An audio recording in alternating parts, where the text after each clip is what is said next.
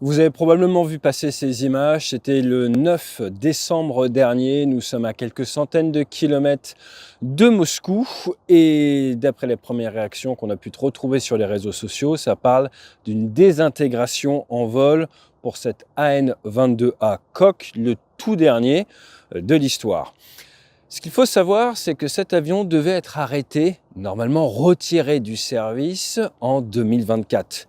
Là, ces images vont nous permettre d'un petit peu mieux comprendre ce qui a amené à la perte de ce dernier aéronef, de ce qui a longtemps été le plus gros turbopropulseur au monde, avec une masse au décollage, masse maximum de 250 tonnes. Alors il a fini à quelques kilomètres de l'aéroport d'où il décollait. On va revenir en détail sur les images. Mais juste avant, si vous trouvez l'ambiance ici assez particulière, nous sommes sur les hauteurs d'Aubernay, pas très loin, par là-bas, il y a le fameux Mont Saint-Odile, dont tout le monde a entendu parler en France le 20 janvier 1992, quand un Airbus A320 d'Air Inter s'est écrasé, ce qui a amené à des modifications dans les cockpits des Airbus, mais également à rendre les balises de détresse obligatoires à partir de 1995. Pourquoi je vous dis ça ? Eh bien parce que dans l'accidentologie, il faut se méfier des fois du biais de confirmation ou quand, comme disent les Nord-Américains, on jump to conclusion. Et vous avez probablement vu cette image, attention, elle est améliorée par l'IA. Cette image a été générée par l'intelligence artificielle en se basant sur ces images. Tout est expliqué dans cet excellent article et même sur LinkedIn par son auteur. Plus que jamais, méfiez-vous des sources sur Internet. Je vous rassure, ça ne change rien pour notre analyse, mais voici les images originales. Et là où beaucoup de personnes ont parlé de la désintégration en vol de l'avion à cause de son forage, je vais vous proposer une analyse légèrement différente. Encore une fois, on ne peut pas avoir de certitude et je ne sais pas si on aura un jour accès au compte-rendu d'enquête, mais vous allez voir que l'aile basse a probablement amené à la dislocation de l'avion et donc le problème, la route cause, le problème majeur est en amont. Comme vous le savez, j'étais officier de marine et tout bon officier de marine a son sabre d'officier de marine et ça nous est extrêmement utile quand on monte à l'abordage d'un autre bateau. Non, je déconne, ça se fait plus trop. Par contre, eh bien, j'adore jouer à World of Warship. Pour tout vous dire, j'y joue même avec mon garçon. Je fais la trajectoire et lui, il tire sur les autres. Pourquoi ce jeu est extrêmement simple ? Tout simplement parce que c'est une franchise qui s'est construite sur plus de 10 ans, qui est devenue un petit peu la référence sur le combat naval en ligne. Ils vont vous permettre de prendre le commandement, en fait c'est ça, de plus de 850 navires qui appartiennent à 13 pays différents et c'est en fait une sorte de musée virtuel. Vous avez 5 classes différentes, vous avez les destroyers, vous avez les croiseurs, les porte-avions, forcément, et vous avez même les sous-marins. Et vous pouvez refaire des histoires vraies, comme par exemple la grande victoire de Dunkerque. Vous allez au large des côtes françaises. Ce qui est top, c'est que vous pouvez jouer gratuitement. Là, on est en pleine campagne de Noël, il ne faut pas hésiter à suivre le lien qui est juste en dessous. Vous allez avoir un navire de rang neuf, ce qui va vous permettre d'envoyer du steak, comme on dit, 2 camouflages différents et 2 conteneurs cadeaux du Père Noël. Et oui, c'est Noël. De plus, les nouvelles cartes, Sunset Island, qui ressemble un petit peu à l'Australie, la Nouvelle-Guinée, alors qu'il fait un petit peu froid chez nous. Ça va vous faire du bien. Et accessoirement, c'est le paradis pour les sous-marins japonais là-bas. Toujours est-il que vous ayez déjà joué à ce jeu, que vous souhaitiez y revenir ou que vous ne connaissez pas et que vous voulez qu'on s'y croise, eh bien n'hésitez pas à cliquer sur le lien juste en dessous, tester votre super package et ça vous permet de faire du porte-avions contre sous-marin. Vous allez voir, c'est pas facile. Jingle.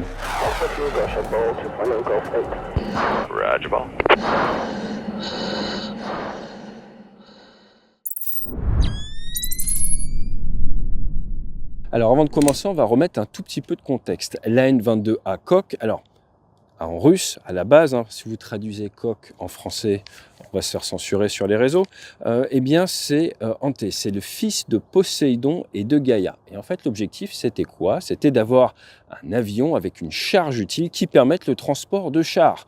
Parce que jusque-là, l'Antonov 12 avait une charge utile de 16 tonnes. Mais pour déplacer un T-54, il faut 36 tonnes. Donc ils ont fait l'Antonov 22, 80 tonnes, vous pouvez donc mettre 2 chars et l'avion à vide fait 114 tonnes. Masse max, on en a parlé, 250. 4 moteurs, 15 000 chevaux, 58 mètres de long, 64,4 mètres de large, un monstre, 12 mètres de haut. Et voyez ça comme un super Antonov 12 rendu possible grâce au moteur Kuznetsov, comme le porte-aéronef qui est pas vraiment dans un bon état en ce moment, NK-12M qui équipe également les Tu-95 et, spécificité quand même russe, qui est équipé de 4 pales contre-rotatives. Donc pour gommer en fait les couples gyroscopiques, il y a une pale qui tourne dans un autre sens, une pale qui tourne dans un autre sens et un autre pale qui tourne dans le sens opposé. On a parlé de ce concept avec les hélicoptères comme les Kamov, KA-50, ou le crash dont on a étudié récemment les causes. Les Russes sont très à l'aise avec cette technologie-là. Point important, il n'y a pas de pressurisation sur l'Antonov 22. Donc on a entendu certaines théories disant que ça pouvait être dû à la pressurisation, une décompression explosive. Ça va être compliqué si vous n'avez pas de pressurisation dans la machine.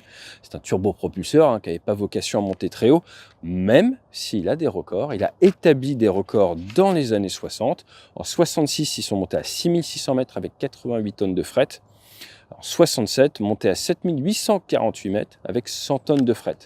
Alors, je ne vous cache pas que faire des records d'altitude avec du fret, c'est pas très éco-friendly, c'est plus trop dans l'air du temps. Voilà. Toujours est-il, ce qui m'intéresse avec cet avion, c'est son empennage. Forcément, ça fait penser au Breguet de Pont franco-français qu'on retrouve d'ailleurs sur la base d'Évreux, côté d'où j'ai grandi. Breguet de Pont, le projet il a commencé dès 1938, mais ça a vraiment volé à partir des années 50.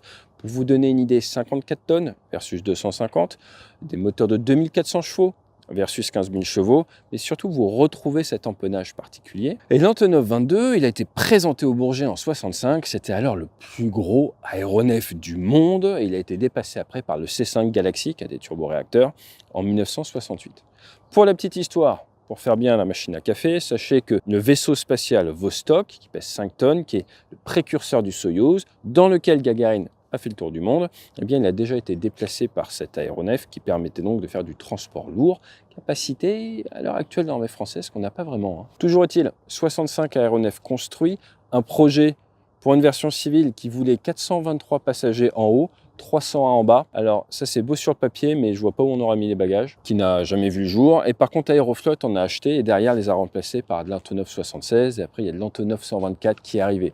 Exit le turbopropulseur, c'était l'air du réacteur. Pour la petite histoire, des Antonov 22 ont été utilisés pour transporter du fret sur le rallye Paris-Dakar et certains ont été fabriqués à Kiev. 66 en tout ont été fabriqués, 44 Antonov 22, 22A, modernisés en 72, bref, on rentre dans le dur. Sur ces photos, sur ces images, vous voyez qu'il y a bien des pales à poste, pales et hélices. À partir de là, il n'y a pas d'hélice qui a pu se détacher et découper le fuselage, comme ça a pu être le cas avec un M130 des Marines. On en a parlé ces derniers temps avec la dislocation en vol d'un avion turc. Maintenant, ce que l'on voit également, c'est que les volets sont un petit peu sortis. Ça ressemble à de la position décollage. Je vais vous dire que, vous vous rappelez comment fonctionne sur cette chaîne, les choses sont possibles, probables ou certaines. De manière probable, c'est de la position décollage. Au niveau de la dérive, vous voyez qu'il y a du manche à cabrer. Vous voyez qu'au niveau de la dérive, il y a cette volonté de cabrer l'avion. Maintenant, au moment de cette photo, il y a déjà rupture au niveau du fuselage et il est plus que probable que les commandes de vol puissent être impactées par ça. Je ne suis pas spécialiste de l'Antonov 22, donc il faut se méfier de la position des gouvernes post-dislocation. Certaines personnes ont mis en avant le fait qu'il y ait peut-être des parachutistes avec une ouverture incomplète du parachute qui avait tenté de sortir. Encore une fois, bien malin celui qui peut analyser ces images, au vu des qualités d'images avec lesquelles on travaille, on ne sait pas. Peut-être qu'un jour, il y aura un rapport. Encore une fois, j'ai des doutes. Pourquoi j'ai des doutes? Parce que c'est un avion militaire russe. On a officiellement 5 membres d'équipage, 2 passagers à bord. Il devait être retiré du service en 2024. Certaines personnes disent, c'est du possible, eh bien que du fait des pertes récentes d'IL-76, il y a eu cette volonté d'utiliser l'avion. Encore une fois, ce que l'on sait, c'est que sur les images satellites, au niveau de la base à côté, on voit l'avion au parking. On voit également qu'il y a de multiples A50, de multiples IL-76, même des vieux Antonov qui sont garés là. Quel était l'objectif de ce vol? On ne connaît pas en source ouverte à l'heure actuelle. Par contre, ce que l'on sait, c'est que des avions comme ça qui se disloquent en vol, c'est déjà arrivé. Et notamment à New York. C'était le 12 novembre 2001. Rappelez-vous, cet Airbus A300 d'American Airlines, vol 587. Quand même 501 passagers à bord qui perdent la vie, 9 membres d'équipage et 5 personnes au sol. C'était et c'est toujours le deuxième accident le plus meurtrier de l'histoire des États-Unis parce que l'Airbus est passé dans la turbulence du sillage d'un 747-400 de Japan Airlines et le copilote, mal entraîné, s'est mis à aller en butée au niveau du palonnier, ce qui a cassé la dérive, amené l'avion à ne plus être contrôlable, perte des deux moteurs et derrière il s'est écrasé sur la ville. Alors attention, des avions qui se disloquent en vol, c'est déjà arrivé par le passé. Regardez ces images de ce 737 dont la cellule avait beaucoup souffert de l'humidité, mais également de cycles répétés, décollage, atterrissage. Pour la maintenance des avions, on suit les cycles et également les heures de vol et certaines révisions et inspections doivent avoir lieu à des moments clés. Ces derniers temps, on l'a vu avec le MD-11, des avions vieillissants ont montré plus que des faiblesses. Et d'après certaines informations qui commencent à sortir en source ouverte, dans le cas de notre Antonov, eh bien, il n'aurait pas eu beaucoup de maintenance avant de repartir en vol. Encore une fois, vous pouvez faire voler ce que vous voulez, tant que les maintenances, les inspections sont bien réalisées et que vous vérifiez qu'il n'y a pas de cric, pas de fissure, pas de pièces à changer, car on ne va pas se mentir, sur des avions qui ont plus de 30, 40, 50 ans, il ne reste plus beaucoup de pièces d'origine. L'autre problème peut être par exemple, comme dans le cas de ce 747, une réparation mal effectuée qui crée derrière de la fatigue, et plus votre avion est gros, plus vous avez beaucoup d'endroits à inspecter et surtout plus certaines parties de l'aéronef sont difficiles d'accès. Pourquoi je vous dis ça? Parce qu'encore une fois, quelle est la raison initiale? Alors regardons au ralenti les images. Vous voyez l'aile extrêmement basse. On voit dans les images d'après que l'aile n'est pas détachée. Donc vous pouvez partir du principe que si l'aile est si basse, le fuselage suit. Nous avons une vitesse verticale énorme, extrêmement forte, un flux d'air qui n'est pas du tout normal. Je vous rappelle qu'un avion est censé avancer comme ça, que si vous commencez à perdre le contrôle ou à décrocher, vous allez peut-être vous enfoncer généralement, parce que si vous partez vers l'avant, vous allez pouvoir récupérer la contrôlabilité. Maintenant, vous pouvez vous retrouver à basse vitesse, à perdre le contrôle de l'avion et vous retrouver dans des phases un petit peu problématiques. On l'a vu par exemple avec des 737, il y a déjà eu des accidents comme ça. Vous vous retrouvez à basse vitesse, l'aile par bas et là, vous avez des soucis. Mais là, on voit vraiment qu'il y a cette vitesse verticale qui n'est pas cohérente avec la position du nez. Ce qui nous fait donc penser à un enfoncement de l'avion à basse vitesse qui est généralement lié à un problème de contrôlabilité qui peut être soit dû à un problème technique, soit dû à un problème de centrage. Regardez ces images de 747 au décollage avec du fret. Là, c'est déplacement de la charge lors du décollage. On n'en a pas entendu parler pour les hypothèses possibles. C'est peut-être un déplacement de la charge ou un problème de centrage qui amène l'avion à perdre le contrôle et l'équipage à ne plus pouvoir contrôler l'aéronef. Maintenant, avec une attitude, avec une vitesse verticale si forte, un nez plutôt vers le haut, normalement, vous voulez pousser sur le manche. C'est pour ça que je vous disais tout à l'heure, regardez la dérive, on dirait que ça tire sur le manche. Les dernières consignes étaient à tirer. Encore une fois, en poste. Là où, pour rappel, vous voulez pousser sur le manche, même en cas de panne des 4 moteurs. Vous voulez pousser sur le manche pour récupérer la contrôlabilité, raccrocher les filets d'air et piloter correctement votre avion. Comme le petit avion qui me survole.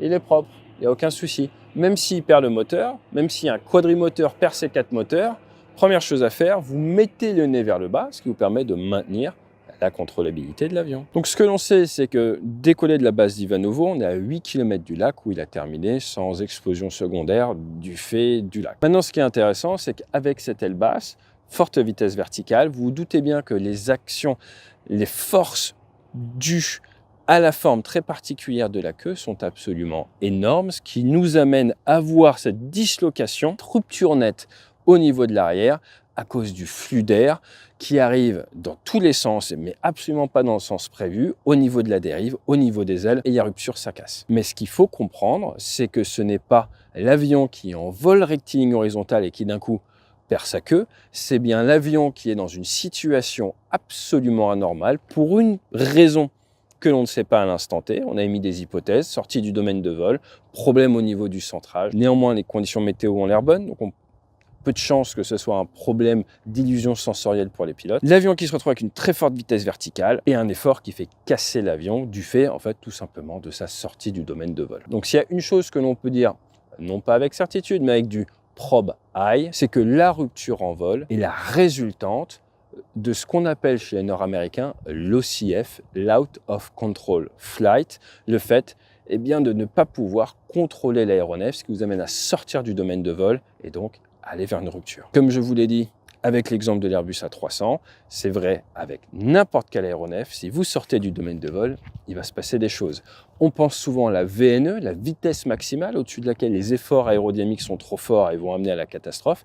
Il ne faut pas oublier qu'on peut avoir également, dans certains cas, des positions inusuelles. Mais là, on ne va pas se mentir, on est vraiment dans un cas plus qu'exceptionnel. Est-ce que l'âge de l'avion peut avoir un impact? Est-ce que des problèmes de maintenance peuvent avoir un impact? Absolument, et tout ça surtout en amont, qui expliquerait la rentrée dans cette position inusuelle. La seule chose que l'on peut également dire avec ces images, c'est qu'il semblerait que les moteurs fonctionnent bien, qu'il n'y ait pas d'incendie particulier, qu'il n'y ait pas de mise en drapeau, qu'il n'y ait pas d'arrachage au niveau des hélices, et également que le reste de l'aéronef, son intégrité a l'air bonne. On n'a pas eu arrachement des gouvernes de profondeur, on n'a pas eu arrachement des volets, on n'a pas eu arrachement des ailerons par exemple. J'espère que cette vidéo vous permet d'y voir un petit peu plus clair et de comprendre que parfois, eh bien, il faut se méfier des premières images et de se dire « Ah, bah oui, il s'est cassé en deux en vol, donc c'est parce que l'avion était vieux, retiré du service depuis un an, c'est la fatigue. » Je vous rappelle que les avions, c'est exactement comme les voitures ou n'importe quelle autre machine, si elle est bien entretenue, si elle est mise en œuvre de manière respectueuse de la réglementation, si elle est mise en œuvre en cohérence avec son domaine de vol, il n'y a pas de raison que ça fonctionne mal. Maintenant, si la maintenance est mal effectuée, ou si vous sortez du domaine de vol pour une raison X ou Y, forcément, ce n'est pas une situation d'avenir. Moi, je ne sais pas ce que vous en pensez. Je trouve que cette année, on a eu assez de vidéos anxiogènes comme ça. On est du côté du Mont-Saint-Odile. Forcément, on a une petite pensée pour Air France. Et récemment, vous avez peut-être vu ces images avec ce radome qui a été abîmé. J'ai une grande information à vous annoncer, on a fait déjà pas mal de vidéos sur Air France. Eh bien, la gestion de l'équipage de cet A350 est tout simplement une masterclass. Et pour finir l'année sur une note positive, on est en train de vous préparer une vidéo sur la masterclass de l'équipage navigant technique de ce vol Air France qui décollait du Japon, qui a excellemment géré sa panne et qui a ramené en toute sécurité absolument tout le monde à bon port. Je pense qu'on ne dit pas assez souvent quand il y a des événements comme ça qui se passent très bien. C'est notre compagnie nationale, soyons fiers, soyons français. Donc on a décidé de terminer l'année avec une vidéo qui sera en profondeur en deux temps. Le premier temps vraiment accessible à tout le monde, le deuxième temps un petit peu plus technique pour les spécialistes, afin de rendre hommage à notre compagnie nationale et surtout à l'équipage de ce jour-là. Et le fait que dans l'équipage, sur 4, il y avait 3 chasseurs, ne biaise pas du tout ma décision de traiter cette panne, vous vous en doutez bien. Faut avoir conscience de ces biais. Je vous dis à très bientôt, n'hésitez pas à vous abonner. On a fait plein de vidéos cette année, vous pouvez aller jeter un petit coup d'œil, on va moins poster en fin d'année. N'hésitez pas à retourner voir peut-être des vidéos que vous avez loupées. Là, on s'apprête demain à aller faire un workshop. On a ramené nos simulateurs de vol avec des clients à quelques kilomètres d'ici. Il nous reste de la place pour le début d'année prochaine. Si vous voulez qu'on intervienne pour votre entreprise, qu'on parle du facteur humain, de la méthodologie, de l'art d'être un bon équipier, bien travailler ensemble, n'hésitez pas à nous contacter. Il y a toutes nos coordonnées sur le site Débrief. Et dans tous les cas, excellente fête. Fly safe.